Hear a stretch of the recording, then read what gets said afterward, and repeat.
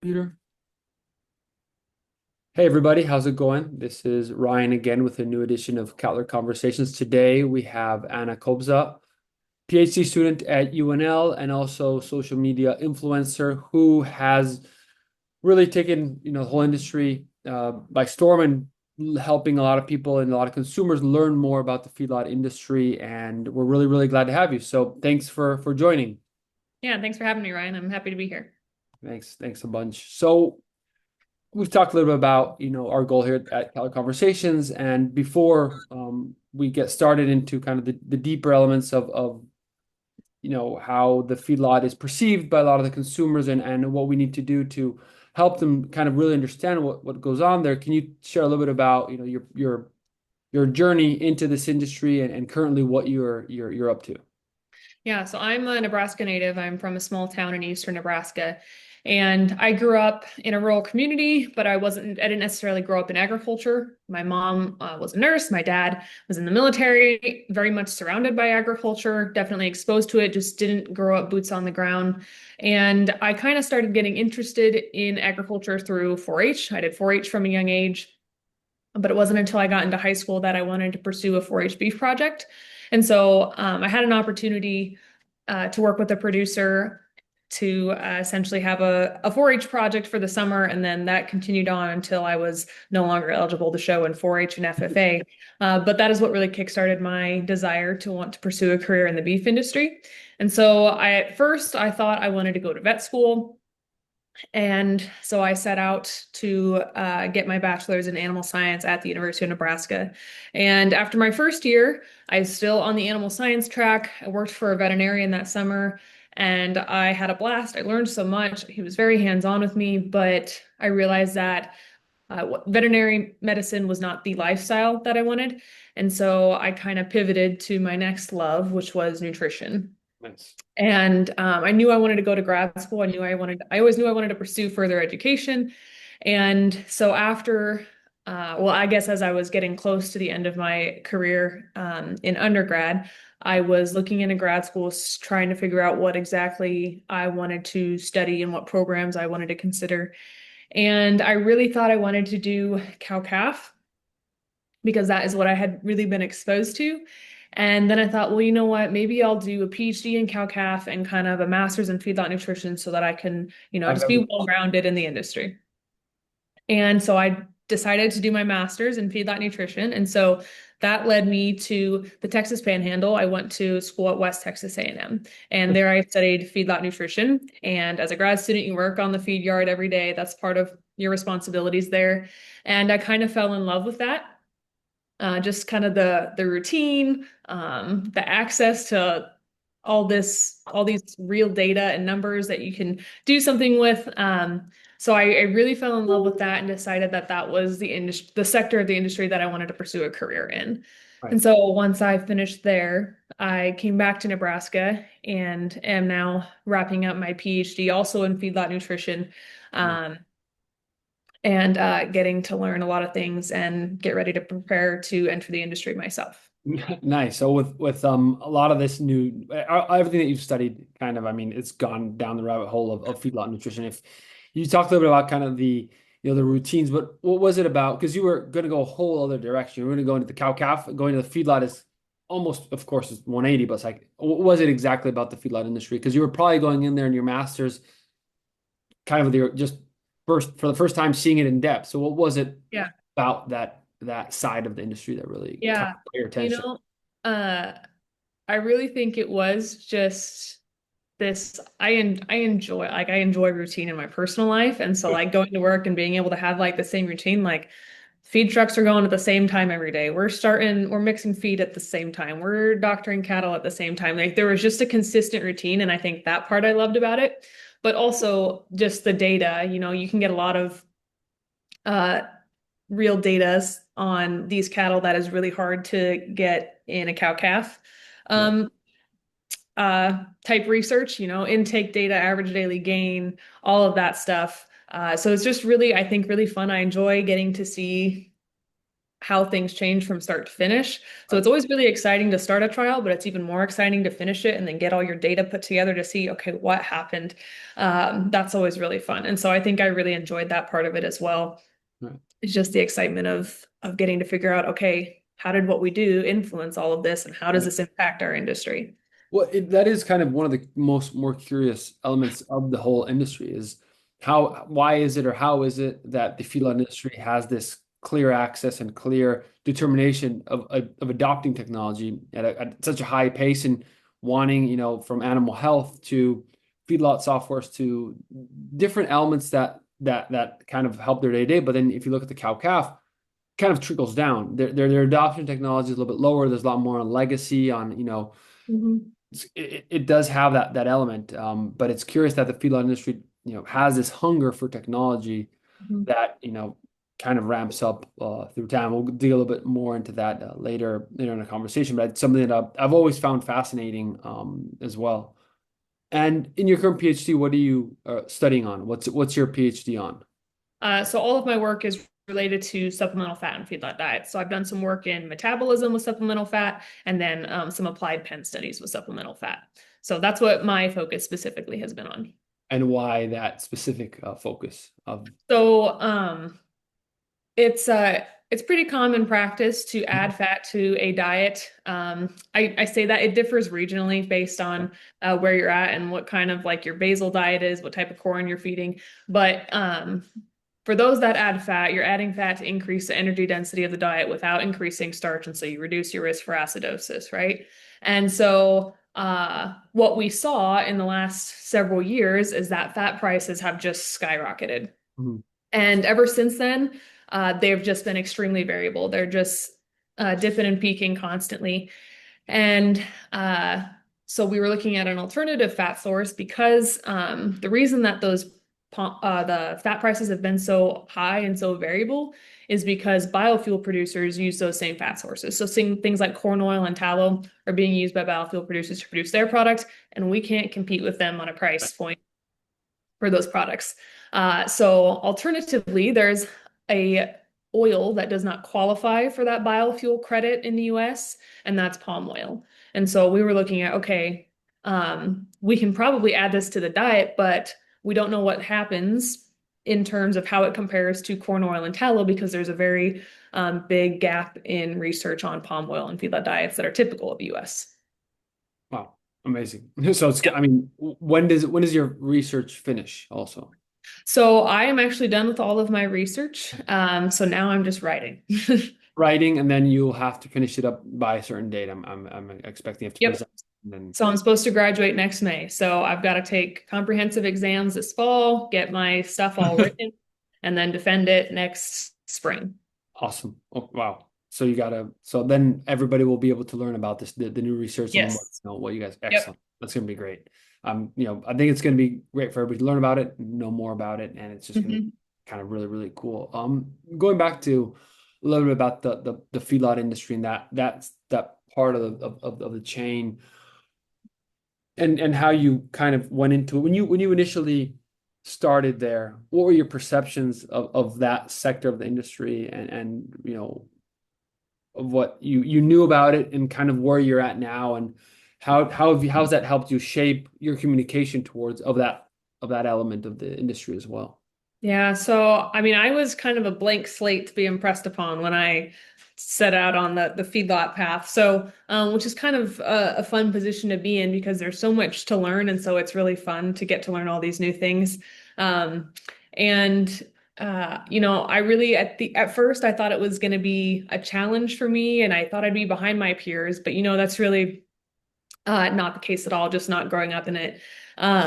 And so, yeah, truly, I didn't have much exposure to cattle feeding. My grandpa was actually a cattle feeder back in the 70s and into the 80s, but he sold out in the farm crisis in the 80s, and so I never saw that in production. But so really, that was my only connection to the cattle feeding industry. Otherwise, I really had no previous knowledge. So, yeah, I was a fresh slate. Everything I learned, every bias I now hold is because of where I learned about cattle feeding, which was in the Texas Panhandle, where cattle feeding is very prominent. Excellent. Cool. And so when you start to share people about what, the cattle feeding side is, what elements do you most focus on? Do you kind of focus more on the nutrition? Do you focus more on animal welfare? Mhm. What are the elements that you see that a lot of the consumers need to know more about? For Yeah. me, it's always about telling them, yeah, I mean, you're talking about, precision feeding, PhD researchers providing the best meal that they can every single day and being as precise as they can, and being able to provide it in the right dosage. It's kind of like it's almost like an alchemist trying to figure out the perfect dosage for every bunk in every place, and it's what stage you're on. So kind of what is your perception on that, and how to communicate that to the end user? Yeah, they've kind of my follower audience has kind of taught me what they do and don't know. At first you kind of just take a stab in the dark, like this is what you assume is important to people because this is what you see in the media. And I've actually learned there's a few things that I didn't realize were such controversial topics. I anytime I've talked about feeding corn to cattle, I get a lot of feedback, I guess you could Really? say, from that. And it's not just from consumers either. There are producers um, who question and push back on those types of concepts. So it's been interesting because I would say that my audience is largely more those involved in agriculture in some capacity than just consumers wanting to learn something. Right. That audience still exists for sure. But I'd say it's been interesting to learn both what consumers don't know and maybe want to know more about, and what producers who maybe aren't involved in the cattle feeding sector don't know about cattle feeding, and maybe want to learn. So, there's always the topic of implants or antibiotics that catches people's attention. People are always seeking out information about those topics where they see a lot of conflicting information online when they're searching for it themselves. Nutritionally, I like to share nutrition and I really should share more of it.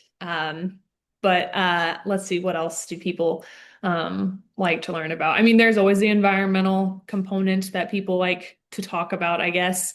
And I try not to harp. That's probably my least favorite one to talk about just because it feels like I'm beating a dead horse where no matter But how many times I give them the stats, it's usually not effective. yeah, Which is something I've learned is that uh, effective communication is not just throwing stats and figures and citations in people's faces. That often gives you the opposite effect of what you right. wanted. They don't like that. So I try not to start with those things. I usually try to work them into the conversation later, but that's something I've learned is my communication style from when I first started to now. I do try to listen to them first or ask clarifying questions first. I just feel like it sets us up better for a more productive dialogue versus just exchanging hostility Yeah. towards each other, So, and I've also learned that not everyone is worth communicating with. Some people have an opinion that they don't intend on changing and are just there to troll you. And so not Yeah. everyone is having a conversation with for sure, but some are. And sometimes you can have some really cool discussions on there. 1,000%. I think that a lot of what has to do is just, everybody can have a viewpoint, and your viewpoint should be and always should be open to change. Yeah.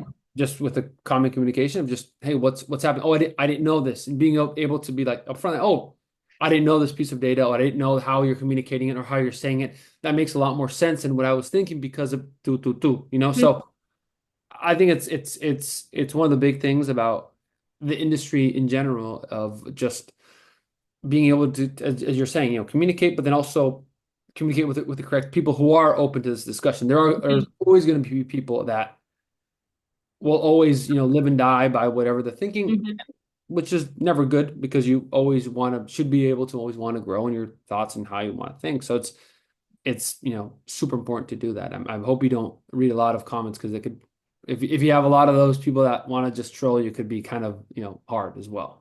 Yeah, it can be. It can be very emotionally draining trying to address all of them, which is impossible. You can't possibly address them all, but No, you can do no. your best to engage with the ones that you think are gonna go the furthest or Oh, have the most 100%. impact.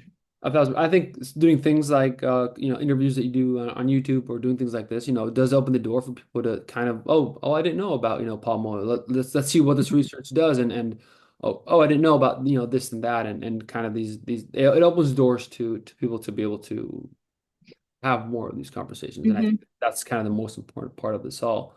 One of the elements that I also wanted to bring to talking today is we talked about a little bit previously was the adoption of technology, Cattler being a software for, cattle management platform. We are always interested in, adoption of technology and, still seeing people that are on pen and paper. And then, when they start using technology, they can start to do things that Mhm. you were just talking about, finding all this data, comparing years, comparing months, comparing diets, comparing, all these different things. And I always find it fascinating how the feedlot industry has this adoption to technology. And why do you kind of think that is? Why do you see that this technological adoption exists? And what trends have you seen in the last couple of years regarding, this adoption? Well, I think cattle feeders in general are generally uh, quick to adopt new technology because they really are, isn't it, as this sector of the industry trying to constantly improve upon what they did last year. Yeah. Try like last year's closeouts, we can beat them this year. I think they're constantly driven by data to improve. Of course, there's pressure from society to, be more environmentally friendly, and so there are technologies that maybe are not considered like actual like software type technology, not that type of technology, but like we have feed additives that are meant to reduce Yeah. ammonia emissions. When we feed fat, we reduce methane emissions. So there's nutritional tools that we can use to be more environmentally friendly. And then, of course, there's all the tools and technology in terms of implants and beta agonists and those kinds of things that can help us do more with less, which is ultimately, I think, what the cattle feeders are trying to do. And, the cattle market is always shifting. Right now we're feeding cattle longer, we're pushing cattle heavier because our cow herd supply is pretty low. So I think these trends kind of change over time. Right now we're feeding cattle longer and pushing them heavier than we ever have been. Um, but it's just kind of a different climate than it was several years ago. So, you know, I just think cattle feeders are very driven by data and the chance to adopt technology that can help even make them even more efficient is really attractive. I think, there's people testing autonomous feed trucks, calling bunks with robots and things like that. There's, I think, a lot of opportunity, still definitely room to grow for those things, but labor is a big issue in our industry. And so trying to find ways to be more efficient with less labor is also something that I think people are really trying to figure out. Yeah, and I would also add to that. I think there is that also desire to be on the cutting edge of technology in this Mm. industry. There's always that, fear, oh, he's trying something new, and everybody's like, oh, what is he doing? You're like, oh, Mhm. wow, I've heard of it, I've never seen it.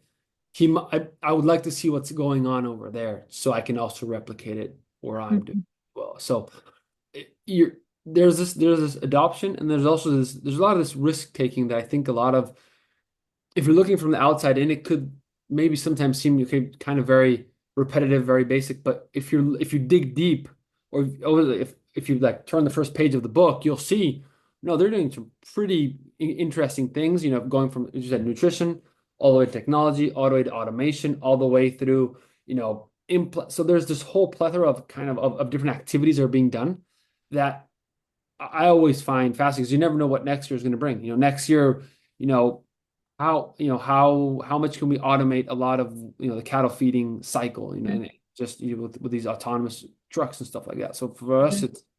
it's been great. And it also pushes us to, as providers of software, to be able to provide the latest and greatest, and having people to be like, oh, look, what are these guys doing? Oh, these guys are Mhm. updating X amount of time. And I think that's great.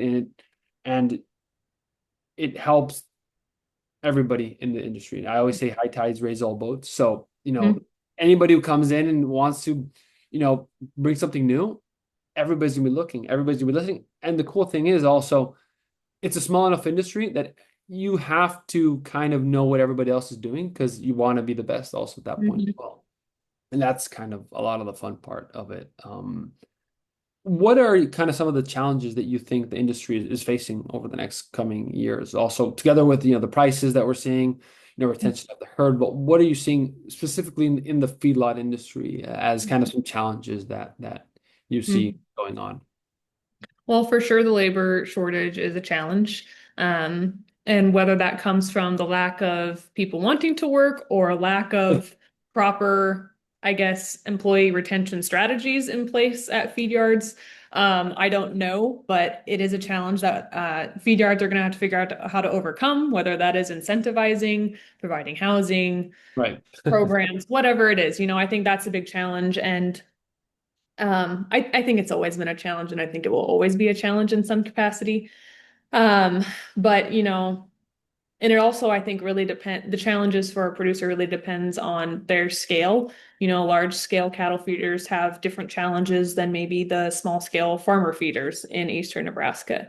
Um, but I also think there's a lot of opportunity. I know things aren't like the market's really high right now, which is good for some sectors of our industry and worse for other sectors of our industry. But I think overall, in general, everybody in the beef industry as a producer is benefiting from these high prices, but we don't know how long they're going to last. And so I think some of the challenges that exist is especially for maybe the smaller farmer feeders, is doing some serious risk management and planning ahead for, okay, what Yeah. happens when it does crash? They may not be as prepared as the large scale cattle feeders who have an entire department that does risk management for them or something like that. So, and those large scale operations probably have more capital to purchase a $2,000 feeder calf compared to the small farmer feeder who's maybe looking to source some calves. But um, I think those are always two challenges that are going to exist: is fluctuating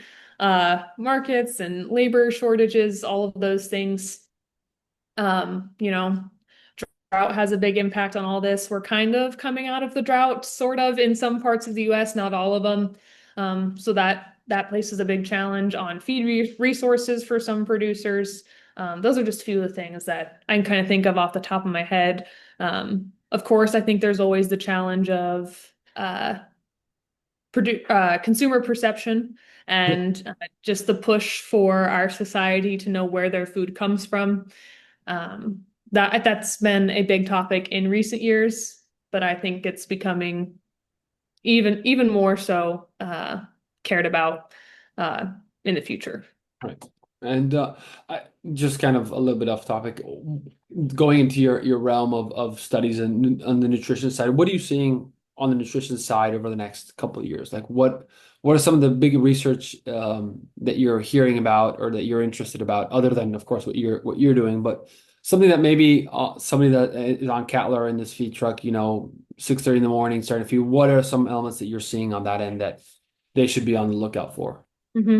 Well, some of the things that have been really popular and that I think will continue to be really popular, a lot of research trying to figure out liver abscesses in feedlot cattle.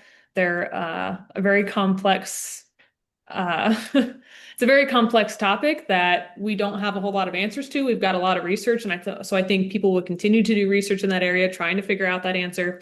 And then related to that, acidosis, not just nutrition, but management strategies for that, depending on the types of diets you're feeding, maybe your management style.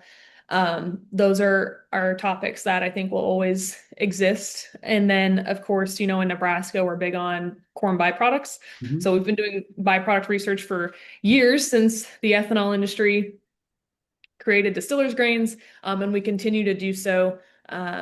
Feed them in different ways, different moisture content of different distillers grains with different roughage sources, different corn sources, different management strategies. All of those things, of course, are popular. And then fat has been pretty popular in recent years. There's been a lot of yards that maybe do their own research in-house, but not necessarily, they don't share that research with the public. That's kind of their competitive edge. So in a sense, there's some, topics that we're studying that I'm sure some large cattle feeders already know the answer to. They've just not shared that with the industry at large. So Oil's been a big topic, palm oil, soybean oil. I think that's going to come up with all the soybean plants being built and soybean crush that's happening here in the US. And not just how does it impact cattle performance and carcass characteristics, but how does it impact meat quality? Right. Um, we're doing some work on that here in Nebraska as well as, following those cattle all the way to the retail shelf, which is really fun to kind of complete the story. So those are just a few things off the top of my head that I think will still continue to come down the pipeline. Of course, new technologies. We're always researching technology. So beta agonists, we've got Experior, which is a new beta agonist on the market.